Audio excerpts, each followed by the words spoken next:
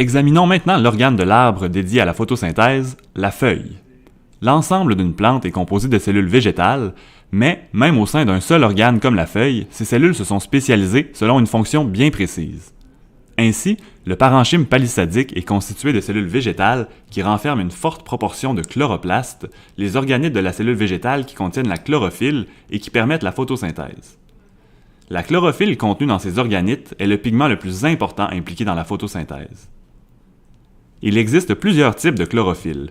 Les plus abondants sont les chlorophylles A et B, qui se différencient notamment par leur spectre d'absorption de la lumière. Ces deux types de chlorophylle n'absorbent que très peu de lumière dans les longueurs d'onde du vert et du jaune, ce qui explique la couleur caractéristique des feuilles. Tentons maintenant de comprendre comment les végétaux parviennent à transformer des substances chimiques de base en matière organique simplement avec l'aide de la lumière du soleil. En fait, deux phases sont nécessaires pour réussir à produire des sucres. Dans un premier temps, l'énergie du soleil doit être convertie en énergie chimique, ce qui se produit pendant ce qu'on appelle la phase lumineuse de la photosynthèse.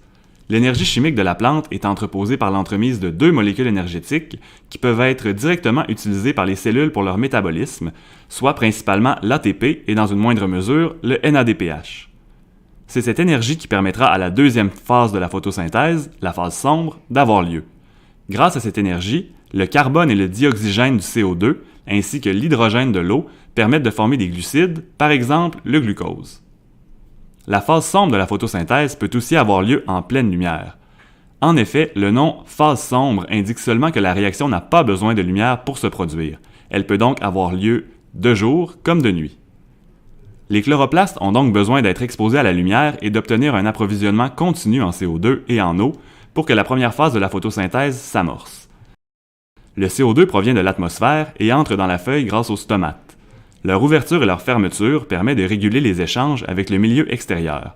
Les lacunes du parenchyme lacuneux permettent d'entreposer le CO2 à l'intérieur de la feuille pour assurer un approvisionnement constant. Quant à l'eau, elle est apportée jusqu'aux cellules photosynthétiques par le faisceau cribovasculaire, plus précisément par le xylème qui transporte la sève brute.